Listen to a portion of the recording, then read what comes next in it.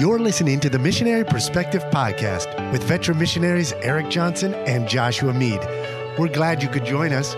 We trust this podcast will be both a blessing and a challenge as we relate topics in world evangelism from a missionary perspective. Now, here's Josh and Erik. All right, Erik, it is great to be back this week. And of course, we're also busy, aren't we? Ministry keeps you on your toes, keeps you busy. And you just spent the last week or so, just you and the boys and girls, just you and your kids, right? Yes, I was Mr. Mom. Thankfully, my lovely bride got home yesterday. We sent her home for 9 days.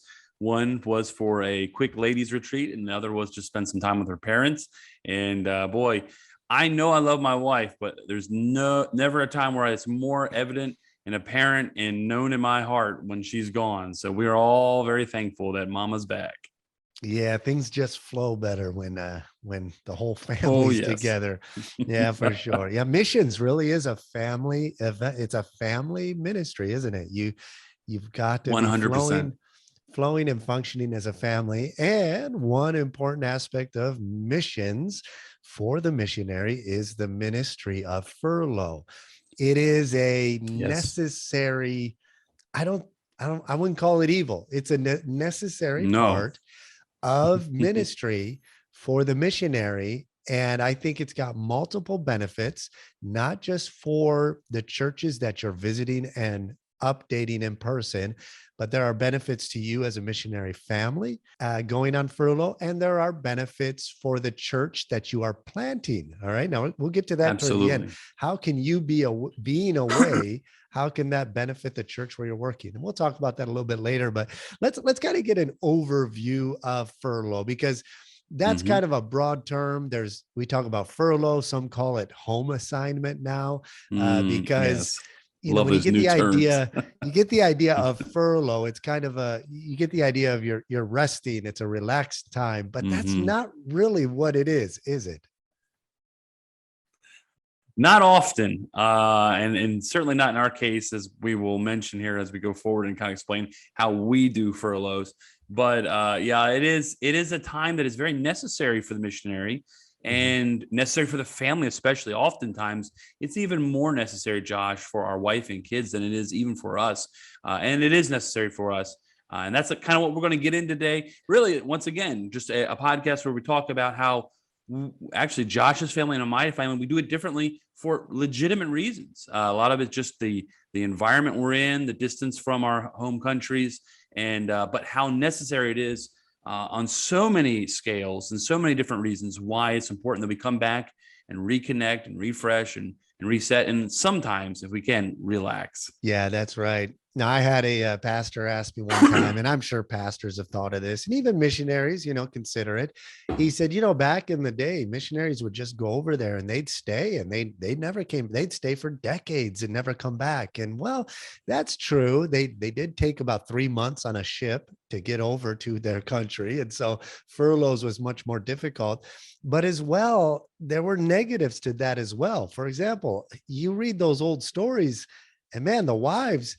You got missionary husbands losing their wives like every 10, 15 years, illness and sickness and babies dying. And I mean, just it wasn't always ideal. And so, in the ideal world, we would just, go where we're at and stay for long term.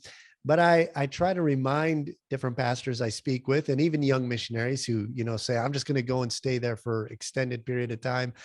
You got to remember the Apostle Paul, when you look and review his ministry, the longest place he stayed was, I think, Ephesus, and he was there for 3 years straight. And then he was constantly on the move. Now, he had a unique ministry that not all of us are called to, but we got to keep that in mind, that there are definite benefits to taking a home assignment, to going back to your home country, giving reports and updates and everything we're going to talk about. Although Erik and I both do furlough a little bit differently, it's the same basic concepts. And I believe it's very biblical. I believe that we are putting into practice what is clearly laid out in scriptures. And if not clearly laid out, we're following biblical principles when we are doing a home assignment. Would you agree with that, Erik? 100%. I love, I believe it's in Acts chapter, I want to say the end of 13 or 14, where Paul goes back and he reports to the churches, those who have been ordained, those who are being been led to the Lord, and those churches that have been established. And I think the principle is very clear. There's a reporting time back to those who you're accountable, those who support you. And as we'll talk a little later, there's definitely a physical, mental, and spiritual side. But I think it's clearly laid out in the scriptures that those churches were accountable to each other. Paul was accountable to those churches that gave funds, that sent them out. And that's exactly what we're doing when we come home on furlough. Yeah, absolutely. Last week we talked about mission trips, hosting a mission trip, going on a mission trip. And I think that's biblical as well. You look at scriptures, you see men like Epaphroditus, who took a trip from his local church, delivered some finances to Paul, and he ended up staying for long term. And so we looked last week at how beneficial a mission trip, hosting your supporters on the field, that could be very beneficial. Now, going back to the States, it's now time to do your furlough. Give me a bird's eye view. Can briefly summarize, how do you do furlough? So it's funny, going to the field, we never really had it in our mind. I hadn't really thought about what the time frame would be between our trips back and forth. And one of the advantages we have, and we're going to see that difference between Josh and I, is that we live a lot closer to the States. We can be there. In fact, yesterday I picked my wife up. She took a direct flight from Atlanta, Georgia, where her parents are, to Santo Domingo, the capital. I think it was a 3-hour flight. She made no connections. And so, I mean, that's like going from Florida to Nebraska or less, Right. And so for us, the distance is not a great distance. And so we knew probably the frequency could be a lot easier and more often. And for us, it was the first year and a half, and then we went home. But, we also knew, and this is something we're going to get into a little later on, is that furlough, a lot of it's based on who you can entrust. And we'll get into this. But so for our case, our first furlough was after a year and a half, but we were only home, or I was, for 2 weeks. And my wife stayed another 2 weeks. And so furlough, I mean, you don't even want to call it a furlough. I mean, that was just like a trip. And so over the years, furlough has never been exactly the same thing. It's not necessarily planned out this amount of time. Our mission board allots us 1 year. I believe it is after every 4 years, or maybe 3.5 years. I'm not sure exactly what it goes. Well, I've never used that allotment up because we go home far more frequent and for far less time. And that's how it works for us to be able to reset that calendar, to relax, and to make connections. But I know, Josh, I know you guys have done it a little differently. Why don't you explain that a little bit? Yeah, we've done a little bit differently. You mentioned our mission board, and they, in the BIMI bylaws, I think it's for every 1 year you're on the field, you get 3 months. That's right. In the States. And so you can kind of organize it accordingly. They did recently, I think maybe 5 years ago, they changed it a little bit. That remains the same, 1 year on, 3 months off. But what they ended up doing was, you can do like a special home trip that you fill out a separate application, because travel is so much easier today. And it is so much easier if you're just going to make a month trip back, and your home church is in agreement, you're sending pastor from the States, and everything's lining up. If you need to go back for a funeral, etc., they don't count that against the time that you're planning for furlough. For us, we've done it probably every way that there is to do it. We've done it where we've spent, I don't think we've ever been here a full 4 years. So we went to language school, which began ticking the clock for, being on the field technically. So, man, I'm looking at I'm using my webcam. It's so bright. I might need to turn down another light here. Man, like, you're very angelic. Yeah, really. So I'll change that after this segment. But, so yeah, our first 2008, I want to say it was January 2008, we began language school. And we did that until the summer of 2009. So that's about a year and a half. Then we were, I think, home 3 or 4 months. Our oldest son, Tristan, was born. We were back in the States, in Michigan. Then we packed up in September and made our way here to Senegal. And then we were in Senegal for about 3 years. So in all, that was about 4.5 years that we had since we had done deputation. And so we went ahead in our first trip back to the States. We did a full year. And after doing that full year, I told myself, I just don't want to do that again. We honestly, as a family, I think I get about 2 months in back in the States and I'm ready to go back. My wife is probably around the Mm-hmm. 4 month mark, 4 or 5 month mark. And she's like, it wouldn't hurt Mm-hmm. my feelings if we go back. And so, and it all Mm-hmm. depends on the nature of the furlough. We've had some furloughs, like our first year, that first full year back, it was just nonstop. And in fact, our second child was born. We were in a missions conference the week before Clarissa was born, and we were Mm. in a missions conference a week and a half after Wow. Clarissa was born. And I True told my blue, wife after man. that, yeah, and my wife was a trooper, I probably should have thought that through and not done that. And I told her I won't do that again. That was really pushing, but we got a lot of new churches in that first year and had to raise a little bit more support because when we went to the field, we raised the minimum amount, even a little bit under. And so, but God bless, we were able to Mm-hmm. raise a little bit more support. And all that being said, we did a year with a full schedule. Then after that, we did shorter furloughs. I think maybe 8 months. We did a couple trips back where it was just maybe 3 months. And we were back. What we try to do now, and I met a missionary in Gambia. I might have mentioned this on the podcast already, so you're going to hear it again. But he told us that he spent 40 years in Gambia, despite his family and his wife specifically having some illnesses and family health issues. And he said the reason we were able to stay so long is because we did a 2.5 years on and 6 months off. And that's kind of how we approached our Mm. furlough. And he said that way, and it made sense. He said, if you do 2.5 years on, 6 months off, you miss every third hot season, you skip it. Okay. And it's bad here. That's I mean, smart. the That's heat smart. takes a toll on your health. It takes a toll on your mental health. I mean, it's hard when it's 120 degrees. It is not Debilitating. easy to get through that. And so you skip every third hot season. Your kids get to do one semester every 3 years of school, and allowing them to get a taste of the American culture and the Christian culture of the church and school that they attend and all of that. And so, yeah, we try to put that into practice, and that's kind of our plan. This last furlough was kind of threw a wrench in things. My wife's mother has been developing dementia over the past few years. And so with the situation with COVID, we didn't want to leave, but everything was fine here in Senegal. We weren't, this was right in the middle of it where people were still freaking out about it.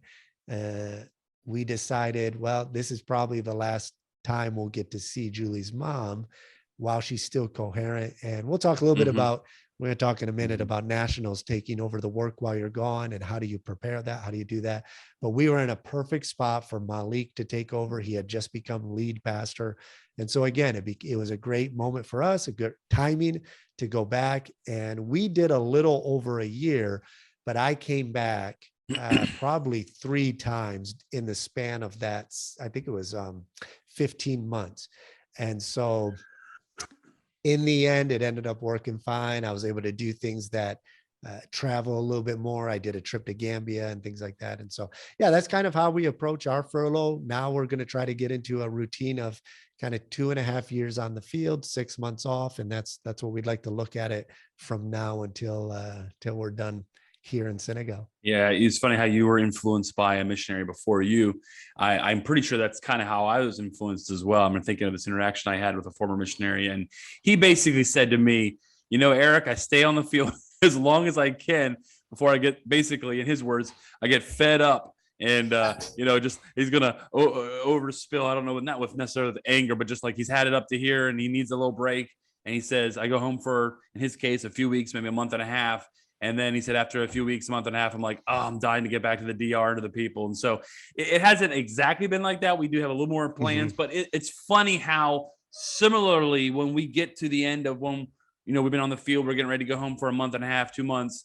And it's like, just the little things that irritate you have kind of come to a head. And you're like, I could use a little break. And then after about 2 or 3 weeks eating your Chick-fil-A, going to Logan's Steakhouse or someplace like that, you're like, man, I really miss back home. I need to get on that plane. And so for us, it's been, like I said, a lot more frequent, but not for an extended amount of periods of time. And it's also probably changed between Josh and I, the dynamics of the kind of activities we do, the things we do, and how maybe even our perspective on furlough might even be different. In my mind, it's like, it's not necessarily a vacation because it's kind of half and half, maybe 3/4. It's a lot of family time with extended family.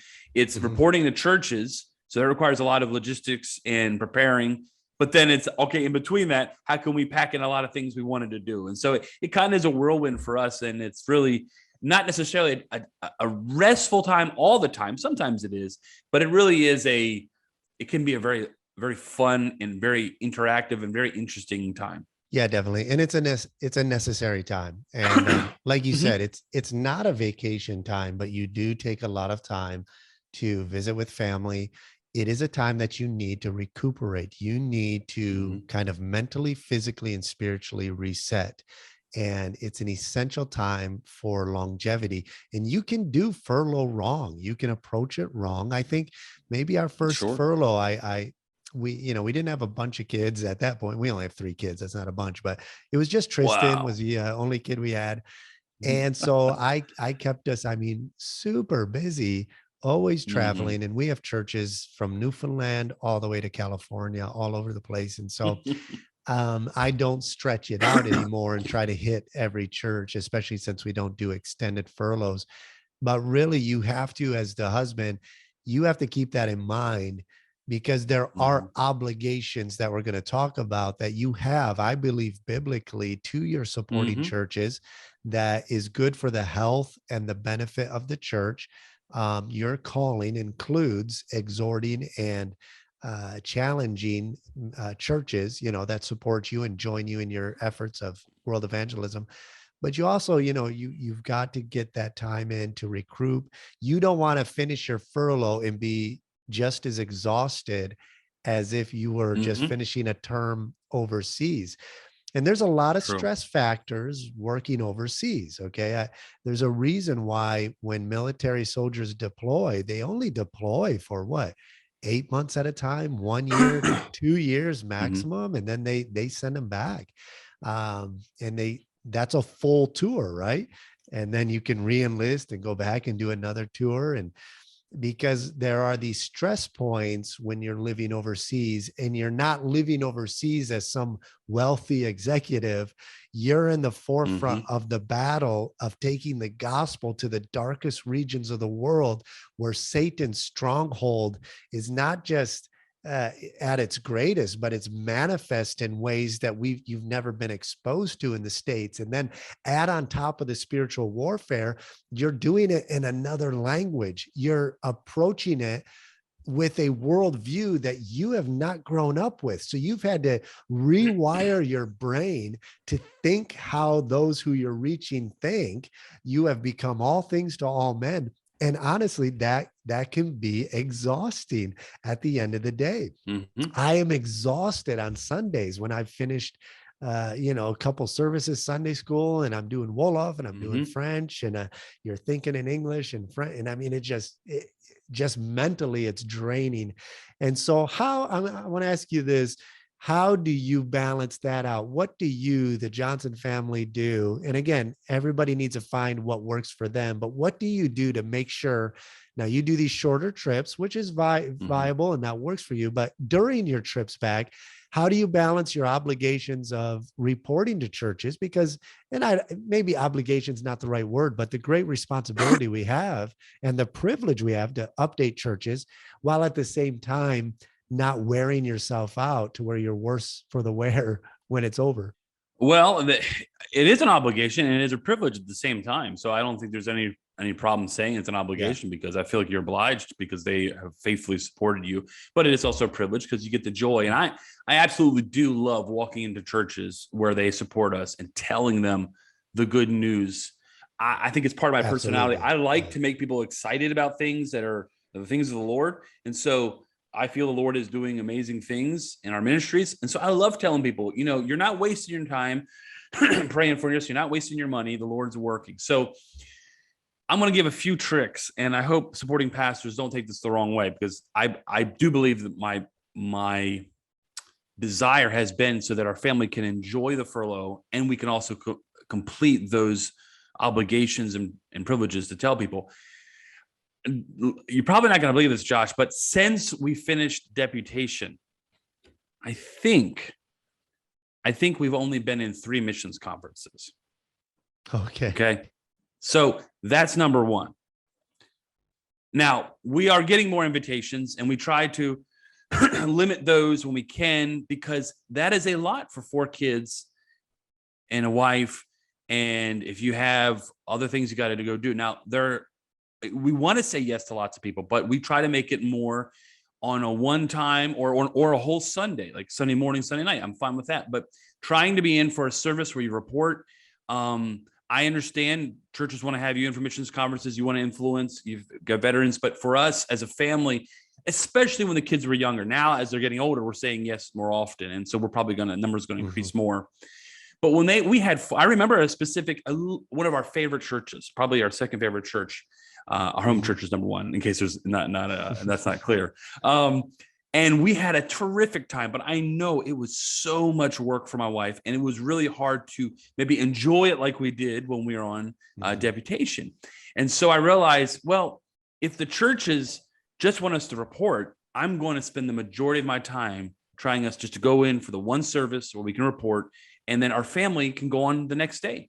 And that, I think, it seems small, but boy, has that made a big difference in enjoying our times.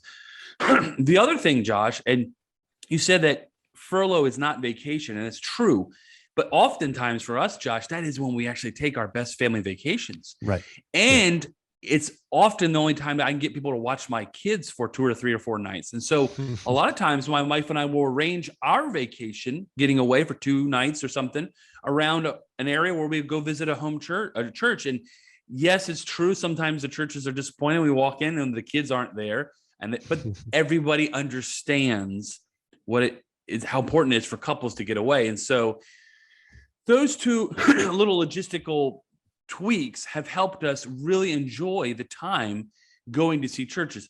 And then, if not to toot our own horn, because we're trying to work on this, but this goes back to one of our first episodes, Josh, the best you can to make the majority of your supporting churches around where your home base is also make it so much nicer on furlough. So future missionary, I know it's tempting if you have a church that's an hour away and you hear they support for $50 a month, and there's a church that's in Nebraska that's 17 hours away that supports for $200 a month.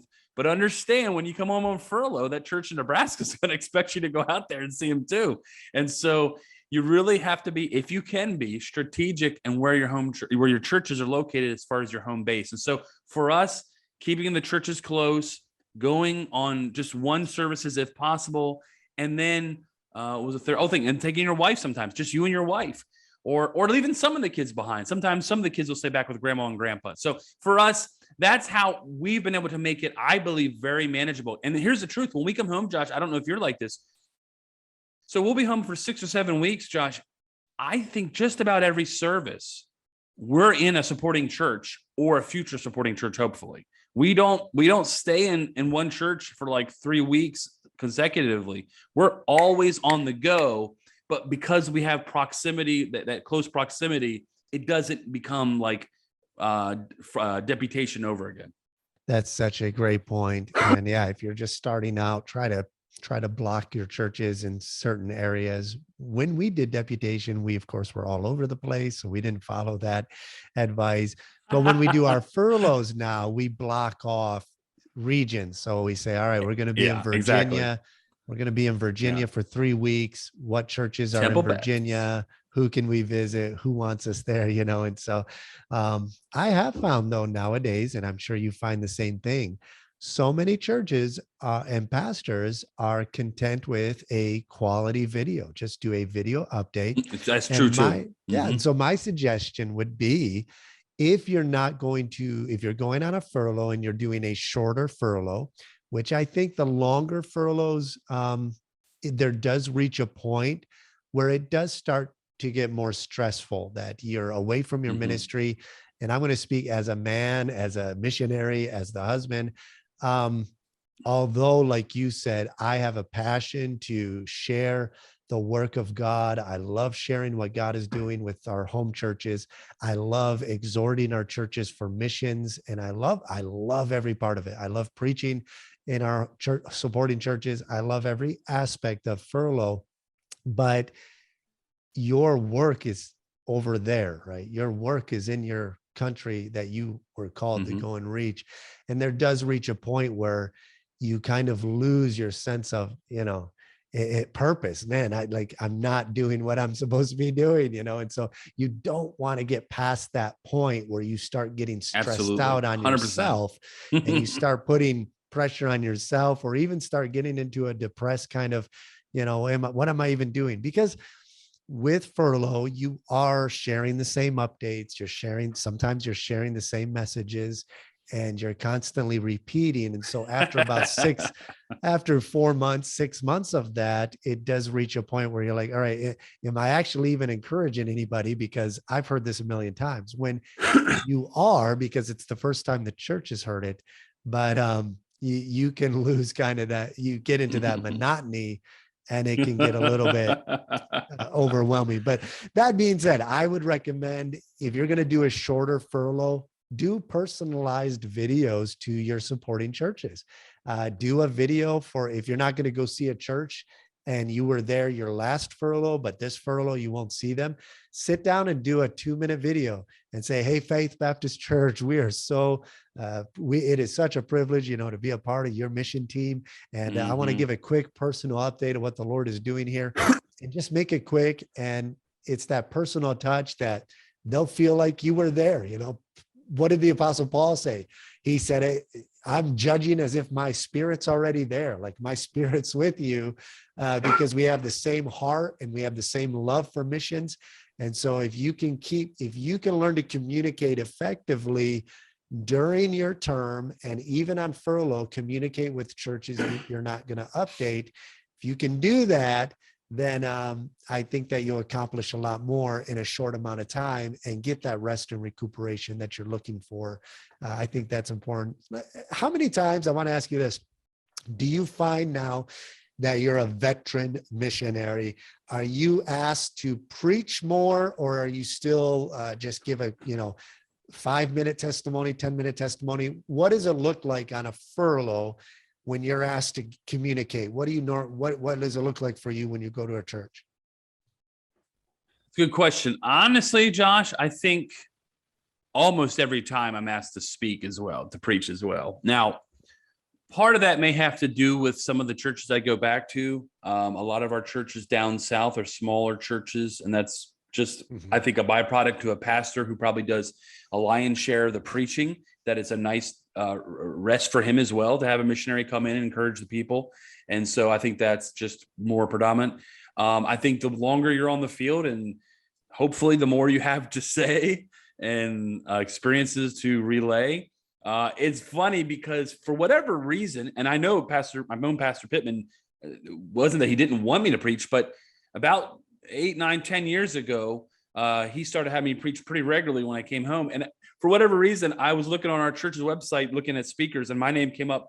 And I looked, and I couldn't believe how many times I had spoken there in the last 8 years. And I was like, wow, they really have been kind to give me the opportunity to speak. And so, yeah, I think as you become a veteran missionary, that's something that's just way more common. How about you?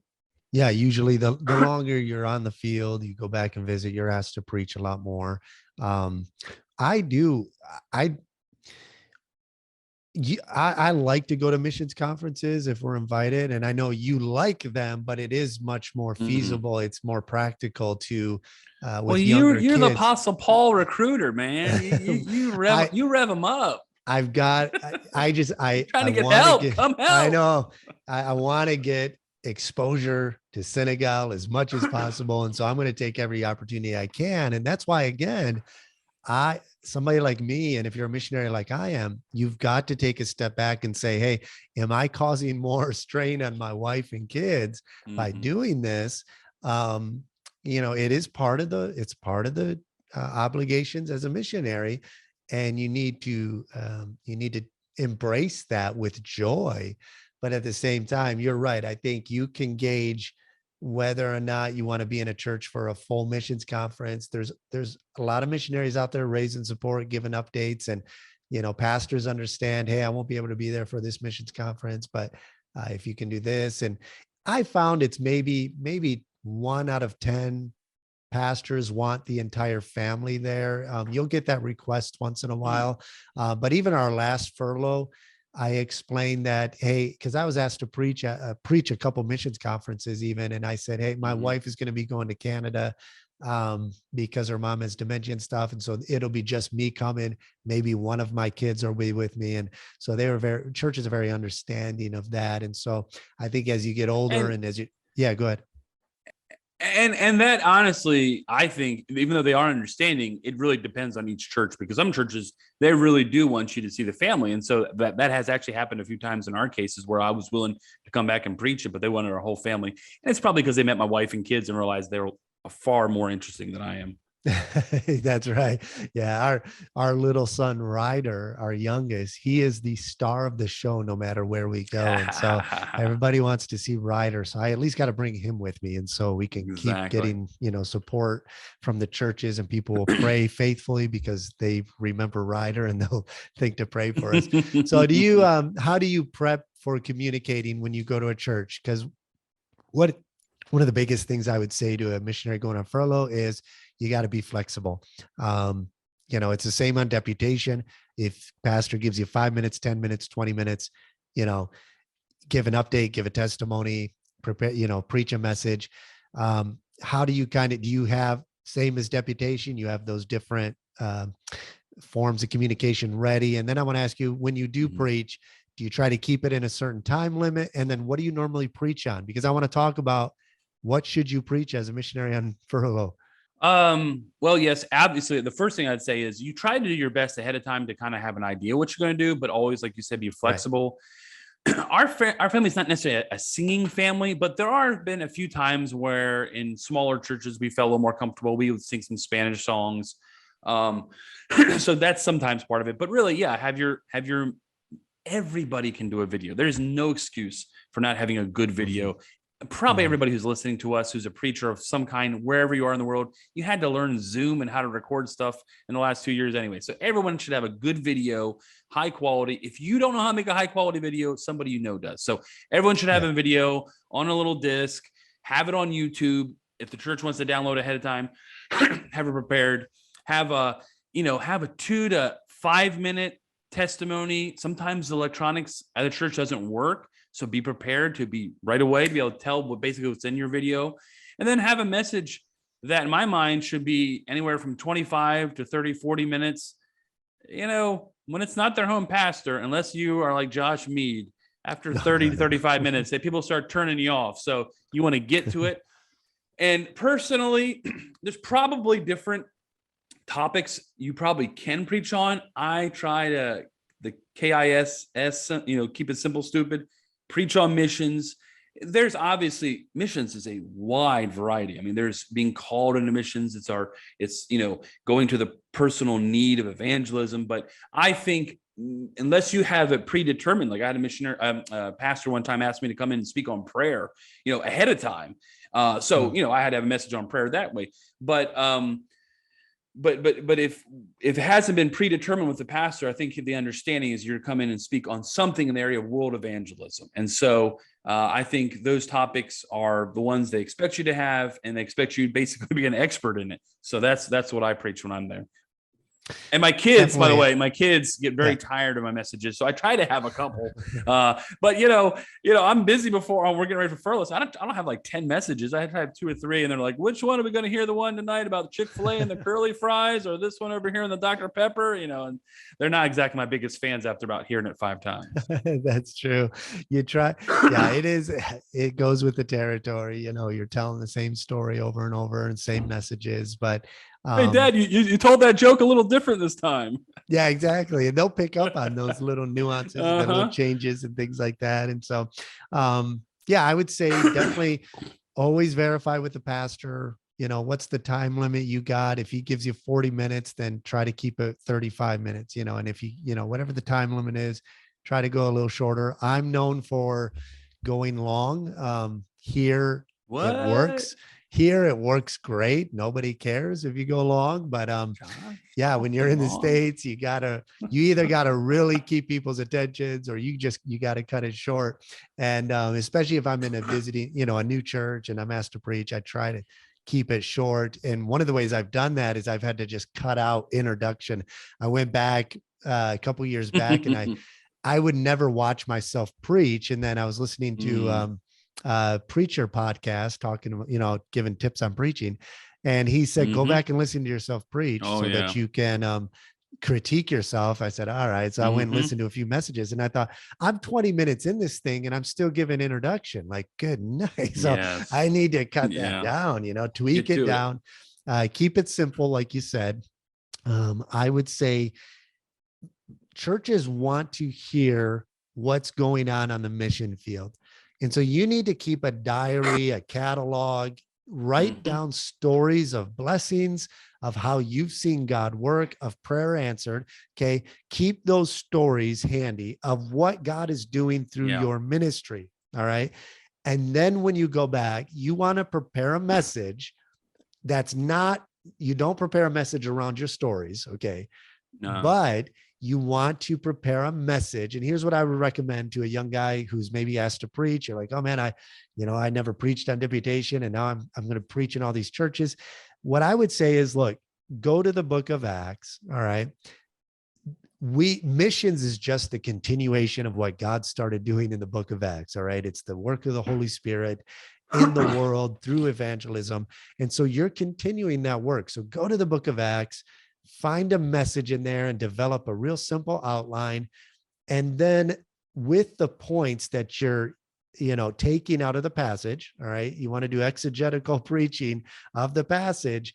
So preach right, learn to preach right. Okay. Stop going in there and just throwing out. And let me put it this way. Yeah. Let me put it this way. Turn your American brain back on when you go back to the States, because maybe the way you've learned to teach and preach into the culture you're at, it doesn't carry over with the American churches. And a lot of missionaries get a bad rep for not being good communicators or good preachers, when in fact, when they communicate in their home, in the countries they serve in, they're excellent communicators. They're well received because they've learned to communicate in a way that is received in their culture. But then what we do is we go back to our home culture and we keep that turned on. And so now we're still communicating, but this isn't Senegal. You're not communicating to the Senegalese mind. You have to switch that off now and turn your American brain back on and kind of approach things analytically again and approach things critically thinking. And there's a different mindset that you have to turn back on as you present the gospel and communicate the gospel. And again, the gospel doesn't change. The Bible doesn't change, but people do think differently. They respond differently, and they hear and communicate things differently. And so I would say, yeah, definitely keep it simple. Man, go to the book of Acts, find a passage in there, preach that passage. And then after you've written your outline and you've got the main content, figure out where stories of your experience, instead of just picking random illustrations. All right. I've heard a lot of missionaries, they get up and preach, and then they're given illustrations that they found in a preacher book about some granny who did this, and made an apple pie and all. And it's like, wait, they don't want to hear about that. Like their pastor has that book and he'll give those illustrations. Tell stories of the mission field and intersperse it and put it into your message. And so one of the ways I like to do that is I like to preach story. Who doesn't love a good story? All right. Everybody loves stories. And that's one thing that will captivate an audience, is a story. And so don't just go in there and preach. You want to be doctrinal, you want to be biblical, obviously, but their pastor is there to teach them doctrines, and their pastor is there to guide them in their spiritual growth. You're there to encourage them that what God did in the scriptures, he's still doing today. And so find a story in the scripture and preach that story, draw principles out of that story that have to do with missions, and then intersperse it with your own experience. That's my personal, it's kind of a pet peeve of mine when a missionary gets up there and he doesn't even mention anything about what his last furlough or his term, he doesn't talk about people who got saved. He doesn't talk about things that God did. It's like, come on, like, we want to hear that, we want to hear what God is doing over there. And so that's my recommendation. Now, I hope that I didn't, I don't know what you preach or how you approach what you preach. 100%. I remember one of the messages I happened to be under yours during deputation, which was, "We do not well." And so I remember that message of a story and getting behind that, even Right. before you had other stories to apply to it. Right. One thing I want to throw in here, because I think this would be the time to mention it, and I think Josh would be one that would amen this, is that I think one of the things I try not to do right away when we get home on furlough, maybe the first week, I might have one meeting I'm going to report to, but the first couple of times I try to sit under good preaching myself. And thankfully, for my case, it's my home pastor, or there's a couple supporting pastors that are close that have just wonderful pulpit ministries. And I always have this letdown emotionally and just reconnecting, going into the supermarkets for the first time. And, we're not living in Africa, but it's a big difference. And so for us, it's like, catch your breath. And one of the first things we do is sit under good preaching. And oftentimes when a preacher will say, I want to have you in, but I'm in the middle of this series, I always say, "Hey, pastor, if you just give me 2 minutes to thank the people for supporting us, I would love nothing more than coming to your church and hearing you preach," because we often don't get to hear good American preaching live. Often, we watch it online, but it's certainly not the same thing. And so I encourage you as missionaries, maybe if you can, those first week or so, get under good preaching.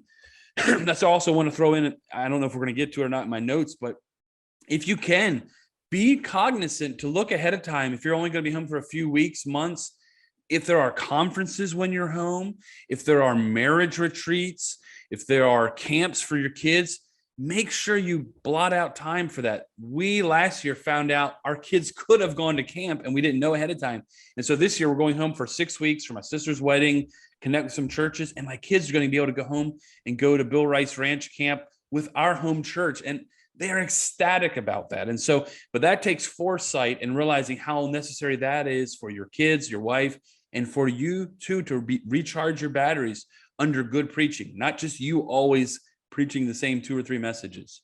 That's right. I usually, leading up to a furlough, I'll start looking up good missions preaching, try to find some mission conferences that are online. And I try to listen to that. A lot of my deputation messages, if I did preach, or even furlough, when we would sit under preaching, like the "We do not well" from the lepers who were outside the city gates. Samaria is starving. And I love that story. But I sat under Don Sisk, who preached a similar message on that passage. And I'm reading this story and it's just jumping out at me, but it's things that he brought up. And I told him, I've taken most of your messages are just messages I've tweaked that you've preached. And there's nothing wrong with that. Find some great mission books. I have a funny story about that. Yeah, go ahead. Well, there's a Dominican preacher who's just gone home to glory, and he would put every single one of his messages with the notes and everything online. And so for years, he would share with me all his messages, and he was particularly wonderful at messages for the family. So one year when he came to do our family ministry, our family month, family conference, I said in front of the pulpit, I said, if you guys hear some messages that sound familiar from Pastor Mayen, the thing is, sometimes he asks me for my notes. And so he may be using, and he was a seasoned pastor, and he had this great laugh about that. But no, absolutely. That is one thing as preachers, we get a lot of good outlines, but then you make it your own, as Josh is talking about, by your experiences. And that's what connects with people who will actually pray for those in your church. When you mention them by name, people are looking for names they can cling to and pray for. Yeah, I would recommend too. It depends on how your mind works and how you're organized. I'm not the most naturally organized guy. I'm not, I struggle at that. I really have to work hard at being organized, but the way my brain works, I like to have themes. So what I would recommend is maybe come up with a theme for your furlough, for your preaching, for your prayer cards, for your display. Even when you give a 5-minute testimony, incorporate a theme into it. And so whatever that theme is, whether it's a Bible verse and you took a passage or a phrase out of a Bible verse, and that's your theme. Churches do that, right? Every year. This year is to the uttermost or something like that. Our theme for our last furlough was my uttermost. And we turned that into our website. And we took that from Acts 1:8, where Jesus said, you will go be witnesses unto the uttermost. And then we encouraged our churches to personalize the uttermost, make it my uttermost. And you need to reach those who have never heard the gospel in your community. Where is the uttermost? And so this was a theme. No matter what message I would preach, it could have been from the First Samuel, it could have been from Acts, it could have been from Isaiah, but it was a missions message that somewhere I would incorporate that theme of making missions personal. That today's world, the uttermost is anyone who's never heard a clear presentation of the gospel. That could be your immigrant neighbor who just moved in from Iran next door to you. Absolutely. They are the uttermost just as much as Senegal is the uttermost, because the uttermost is not a place. It's people have never heard. So I know I get into whole preaching here, but that's the point. Like if you get it, you get a theme down, and then you can have just a concise, this is what we're doing. And so when people pick up your prayer card and they see, oh, my uttermost, not only are they challenged to pray for you, but they remember that theme that you've been sharing and that you've emphasized. And it brings a deeper connection, I would say, with you. You're not just trying to have good quality material. That's important, but you want them to go away truly exhorted in the Lord, truly challenged for the area of missions. And you want it to stick with them over time, because that's the work of the gospel minister, is to challenge people to grow, to be more like Christ and more obedient to Christ.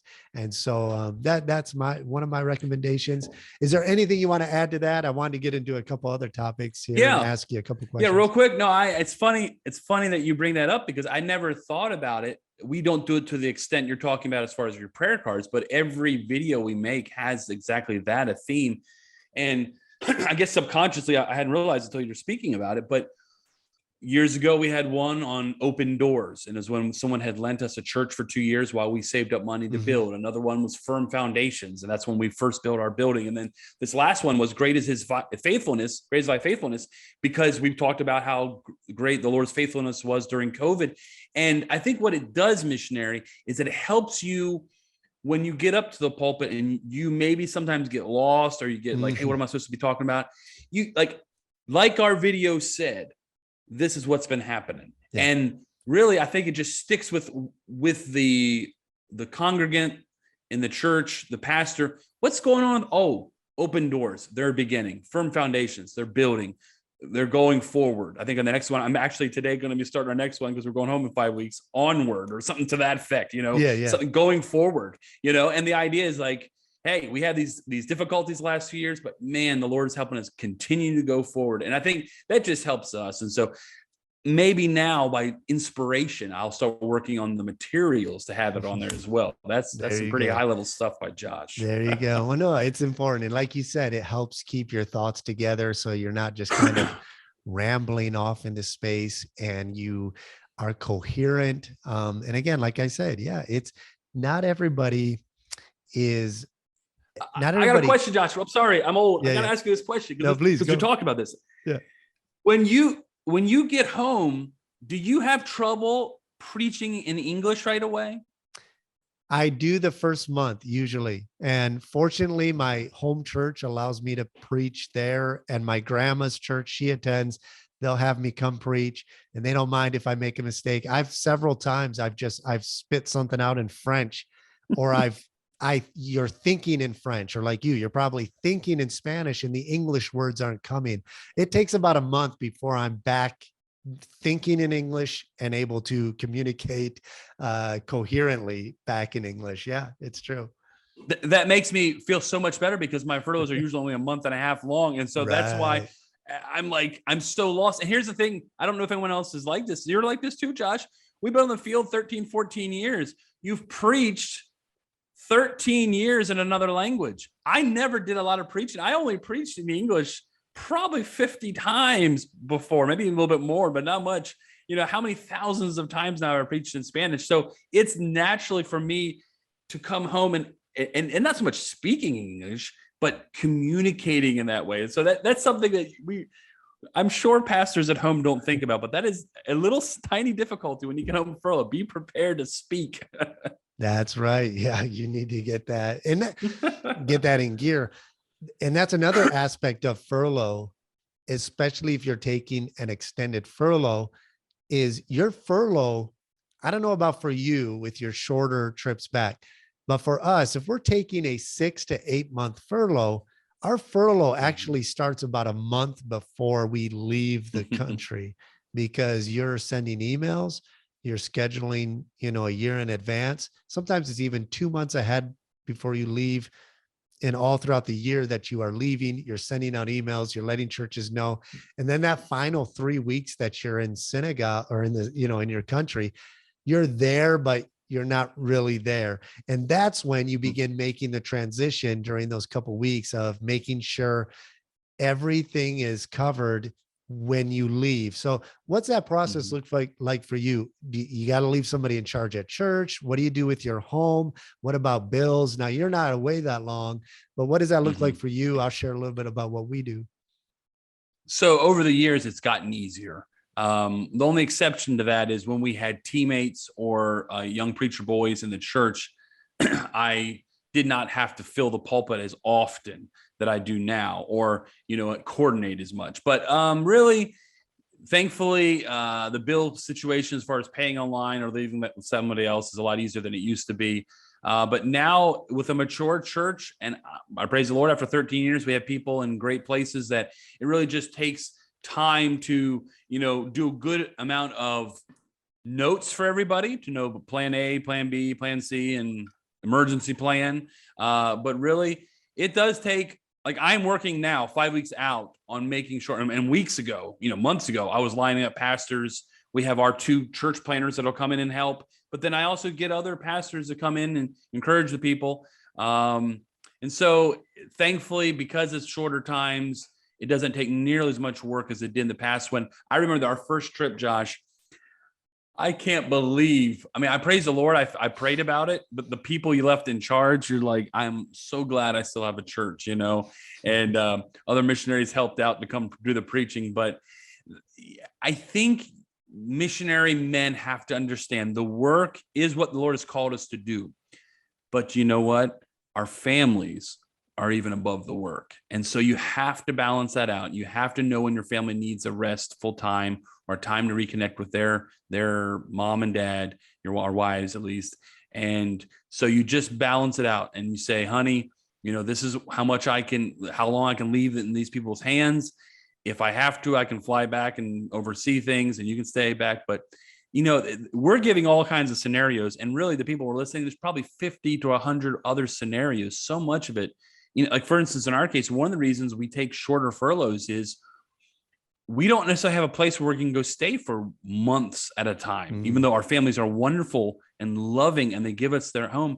Nobody wants someone in their home more than 2-3 weeks at a time. It just changes your schedule too much. And that's just true. I don't want someone in my house much longer than 2 or 3 weeks. And so a lot of it just has to do with your own dynamic and what works for you and your family, and obviously your distance from, home base. Yep, that's right. It is a transition. Of course, now for us, it's much easier because Pastor Malik is the lead pastor. And so I'm not leaving the church in somebody else's hands. It's his church. And when I come back, he actually is the one who schedules me to preach and when he wants me to take different responsibilities. And of course, we're expanding into other church planting ministries. And so for where we're at right now, we're much more flexible with leaving and what we do. Before it was complicated. Either when we worked with the other missionaries that were here, then obviously it was real easy. They were in charge when we were away, and we were in charge when they were away. So that worked out. And then when they left the field, and before Pastor Malik took the lead, came as to help us, yeah, it was a little more complicated. We couldn't really. And I'm trying to think if we left. I can't remember.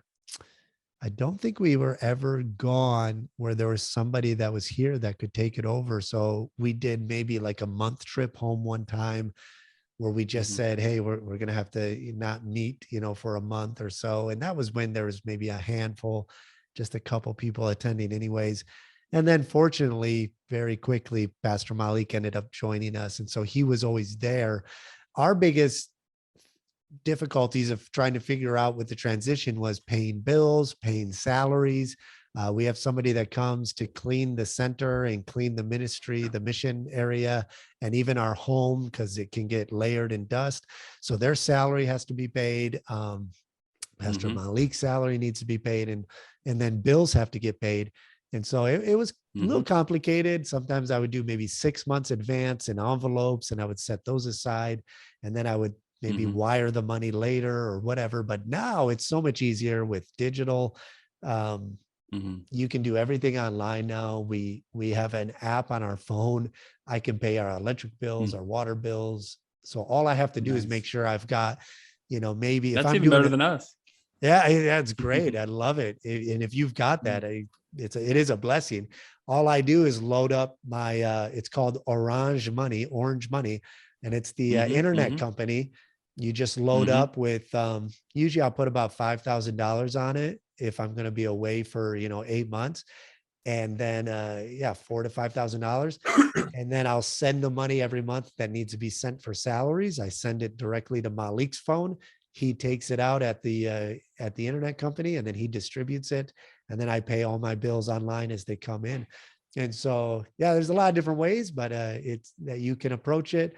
But that definitely, it takes time and thought put into it. The biggest thing is who you're going to leave your church, in their hands. So yeah, I wanted to bring this up because there are a few misconceptions sometimes. I did have a conversation with a pastor one time, and he asked me this question, and maybe we did talk about this earlier on another missions, on another podcast, but he basically said,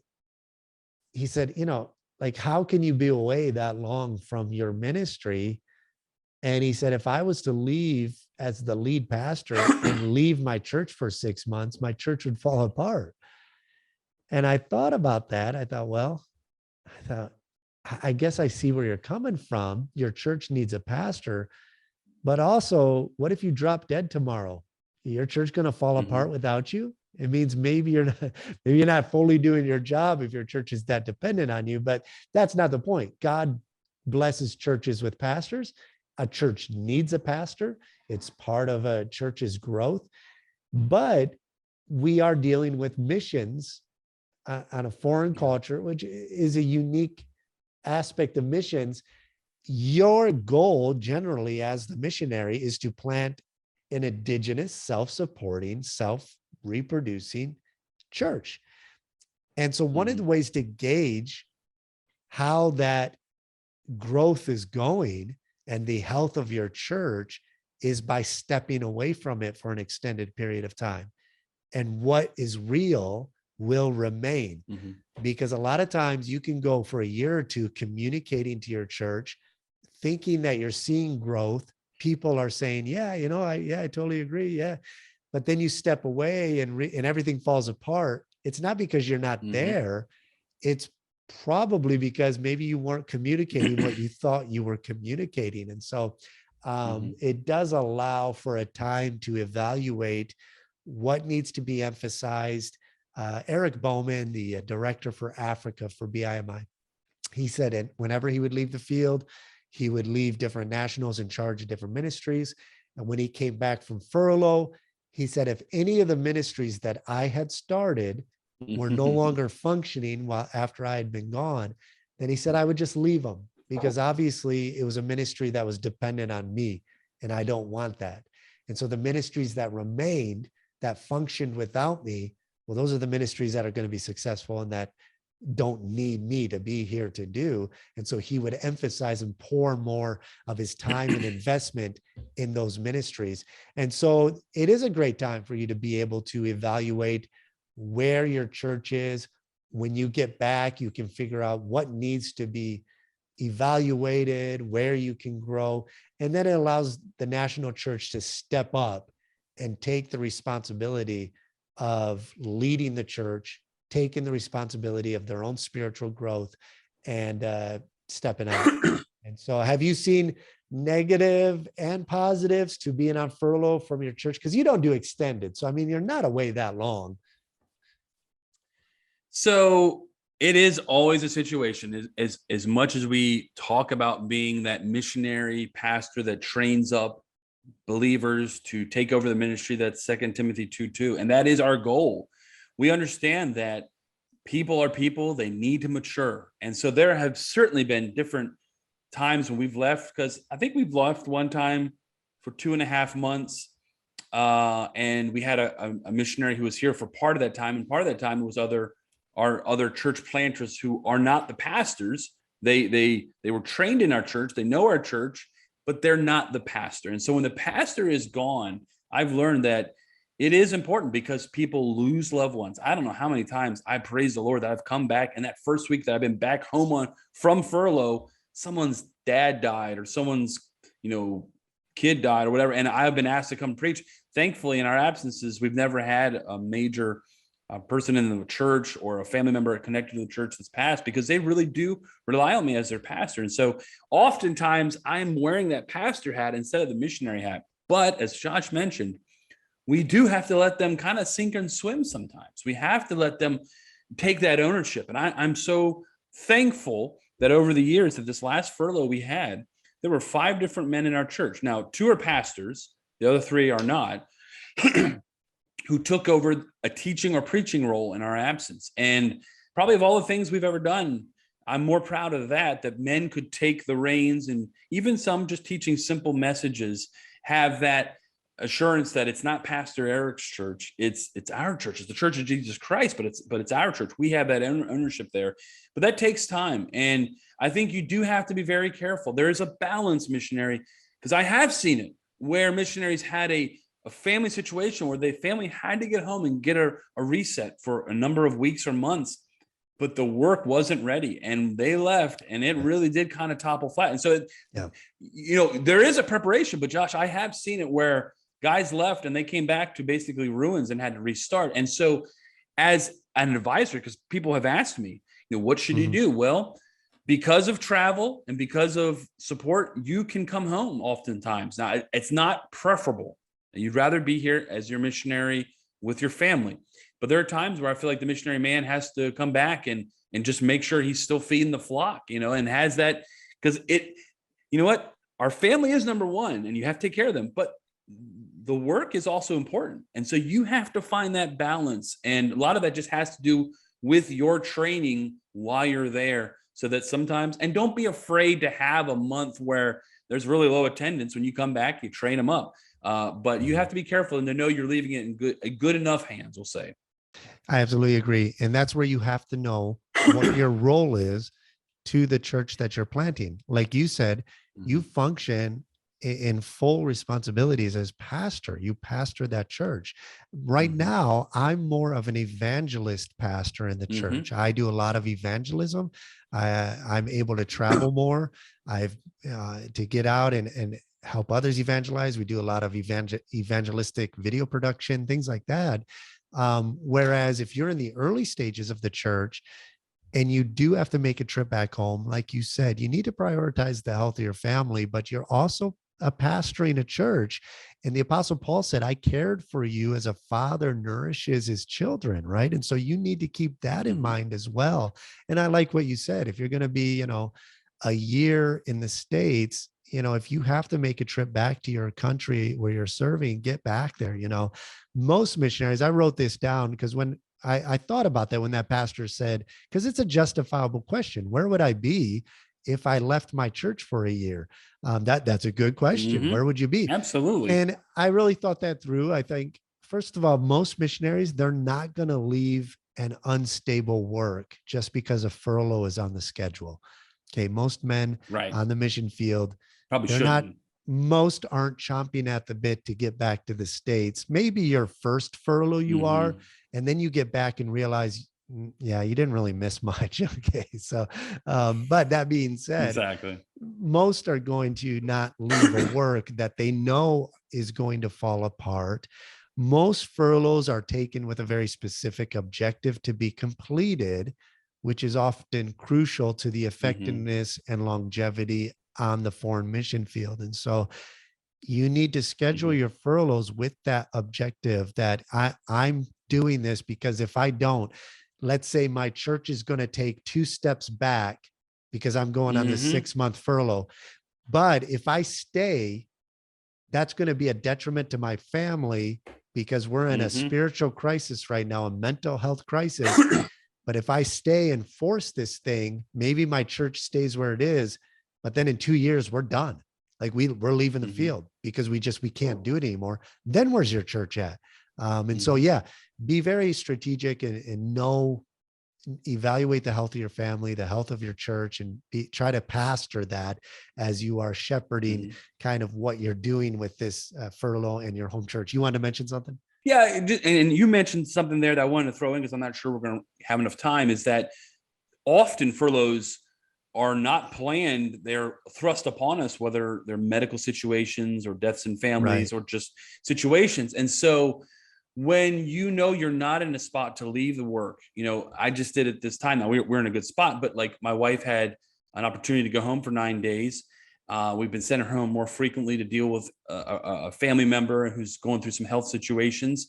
And after talking to my pastor said that's a great idea. If you can handle the kids for a week, week and a half, and she can go home and take care of those things, that's a great blessing. Another thing, for instance, at the end of this year, for those who don't know, my wife has a pacemaker.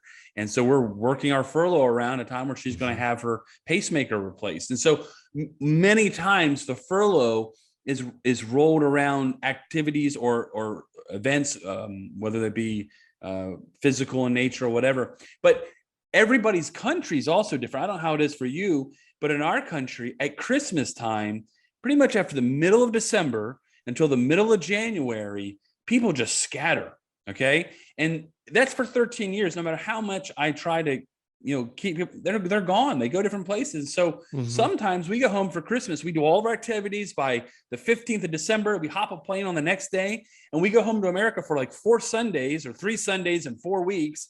And we're back. And you know what? There's people who hadn't been back to church yet because they've been visiting Aunt Martha because they have these month-long vacations at Christmas time. And so whatever it is for your mission field, maybe summertime, people tend to go off to the mountains or go off to the beaches or whatever, find a time where it's like, hey, as you mentioned, that one missionary would take every third year and he wouldn't even be there for the summertime. Every culture is different. And so if you're smart enough to work around maybe a lull time, that'll also help that your church won't have the biggest hit. Yep, definitely. And that's all part of shepherding, right? You take into consideration those times and those seasons. And you know, and it depends on the objective of your church planting. Are you there as a pastor? Are you there uh is your church going to be a central headquarters where you're going to train men and send them out? Are you the lead pastor of this work? And so, if your role as a veteran missionary is more of a lead pastor on the field where you're training men and sending them to other parts of your country, that's a very effective way of church planting, but it means you have more responsibility and obligations to the local church you have started. So, you need to take that into consideration every time you do a furlough, because people look to you as the lead pastor. But at the same time, whenever we read scriptures, you do see while churches had a lead pastor, somebody kind of who had the final say. I think of the council at Jerusalem, the Apostle James, the pastor church at Jerusalem, he had the final say. But you Mm-hmm. have a plethora of those who are mature that have pastor qualifications to lead the church, whether it's deacons or other pastors that are there to shepherd the flock. And so you need to constantly be cultivating that leadership within your church as well, so that your church doesn't suffer greatly when you're away. And we've tried to put certain of these biblical principles into practice. And what we found, and I think this is a testament not to what we've done, but to biblical principles that we've implemented. Every time we leave on a furlough, whether it's a 1 month or a 6 month trip back to the States, when we come back, the work has actually advanced more than when we were here. More ministries have been added, more people added to the church. And so that's a testament to just doing things God's way works. And so just constantly be looking at, am I following the leading of the Lord? Am I shepherding my family? Am I allowing us to get recuperated? Am I going beyond what I can handle? We're going to talk about this on another podcast, maybe about just kind of the working with other missionaries. All right. And that one will be an interesting podcast, because there isn't a missionary team that I have ever heard of, except for one, that has been like almost a perfect team. And even that one team I've heard of that shared how they did great together, they even had their little quirks and things like that. And so we'll have another podcast on that. But again, we did a furlough, our first furlough. We left early because of some stresses that were there with interpersonal relationships, without going into too many details. And that being said, you've got to be able to gauge, hey, if I don't leave now, it can get bad. And so we're going to go back now. We're going to reset so that we're not resentful, and that we can go back and be ready to face these challenges with a refreshed and renewed spirit to do the work of the Lord here. Well, we have really gone past an hour. I think there's so much more we could talk about. I just want to finish by saying this, and I want to give you the final word to just wrap it up. But when you're traveling, missionary, when it comes to communicating, because that's what furlough is about, you're edifying your churches, challenge them for missions, tell them stories about your mission field. And then I would just say this: be light. Don't make it real heavy. All right. Use humor if possible, in your people remember humor. And the reason I say that is because humor is what gets you along on the mission field. You've got to be able to laugh at yourself. And so be able to share that with your church family. And then I would end it with saying this: when you're presenting to your churches, maybe you did just come from a difficult place. Maybe you just came from a spiritual crisis. You went through a hard time. Your churches don't know what you just went through on this term. That's right. But I would say this: when you go to report to your churches, be realistic, about your experience, but don't be pessimistic. All right. I've met some missionaries who they've been beat up by their last term. They haven't quit yet, but man, it's just all negative. It's horrible. It's awful. And they let their churches know. And it's such it kills the spirit of mission so quickly. I would say be realistic. Hey, it's not easy. Like, what were we supposed to do when we went back on our first furlough and we had not led anybody to Christ? I mean, what do you talk about, right? So you have to be realistic, but but don't be pessimistic. So that's what I would say. Be humorous, put some humor in there, be joyful, always look at the top side of things, be realistic, but try to avoid being pessimistic, because this is the work of the Lord and he is worthy of our utmost praise and honor. And that has to do even with the way we report about what God is doing on the mission field. Erik, go ahead and close it out and just kind of summarize this whole thing. Well, as always, Josh was very spiritual and I'm going to be carnal. But one of the things we didn't talk about, which just seems like most people don't have to be told this, but some do, because I've met parents that need to be told this: make sure you have fun when you're home. Do fun things with your family. Your kids, for the most part, have sacrificed a great number of things. Your wife has sacrificed a great number of things. Now, everybody is different. I'm not going to say go to Disney World or go do this. Do what your family likes to do, or what you think they would love to do, have never done before, whether it's visiting special sites and places in America that you've never been, or going to ball games. In our case, once I know where I'm going to furlough, I start looking at the Nats schedule and the Orioles schedule. We start lining up ball games we're going to go to.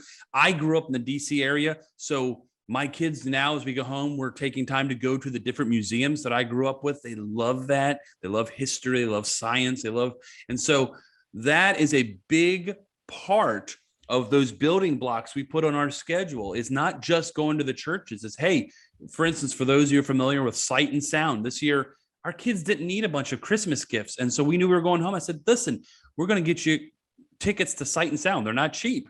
But this is going to be a fun experience. It's a good family experience, and we want them to, when they come back, say, we're here in the field. We love our job. We love our work we're doing, everything we're doing. But man, when we go home, dad, mom, they take care of us. We do a lot of fun things. We see family. And so dad, is as important as it is to report, as important it is to get to those doctor's appointments, it's very important to do fun memories. They don't have to be expensive, but then you do fun memories with the family. Absolutely. 100% agree with that. This morning, I was doing some video editing. My son came down, and last night we did a little laser tag war together, and we were having some fun. We're doing we're making little movies together. And so I had to run out to the bank. And when I got back, he had gone back upstairs. And when I pulled up my computer screen, he had left me a little note. And he said, Dad, I love you. Thanks so much for playing laser tag. I love spending time with you. I love you, Tristan. And man, I just started crying. I'm like, that's the best stuff, man. Yeah, that's what it's all about. Dads, you only have this short time with your kids before they leave the house, and you need to cultivate those memories with them. Don't let them just think that, the missions was my dad's thing and he was always busy. And get your kids involved in the ministry, have fun with them, cultivate those great memories. And I 100% agree with what you said, Erik. I really appreciate that. Was there one more thing you wanted to add? Yeah, that's just it. This last week, Holly being gone, I had to spend more time with the kids. I feel like I do. But same thing, playing wiffle ball with them and their friends. Same idea. It's just like, man, Dad, it was so much fun. I'm like, I thought I spent time with you before, but I guess I don't spend as much as I should. And so when they're long gone, those are the times that we're going to remember a lot more than the other things we worry about. That's right. Well, this is Josh Mead from Senegal, West Africa. Thanks so much for listening. Be sure to share this with a missionary that you know who is just about to finish their first term and go on furlough. We want to be a blessing to them, and we want to thank you for being a faithful listener. If you've made it all the way to the end, hey, good on you. That's great. And so we appreciate you. Hey, we're still trying to get to 100 subscribers on YouTube, and I want to give away a gift card. And so we got a $25 gift card that we're going to send to one of our first 100 subscribers on YouTube. And so, hey, go over and do that. Encourage your friends to do it. And we appreciate it. Get your moms involved. That's right. They need to hear this. Right. So, all right. Well, this is Josh Mead from Senegal, West Africa. Erik Johnson, the Dominican Republic. God bless. Have a great day.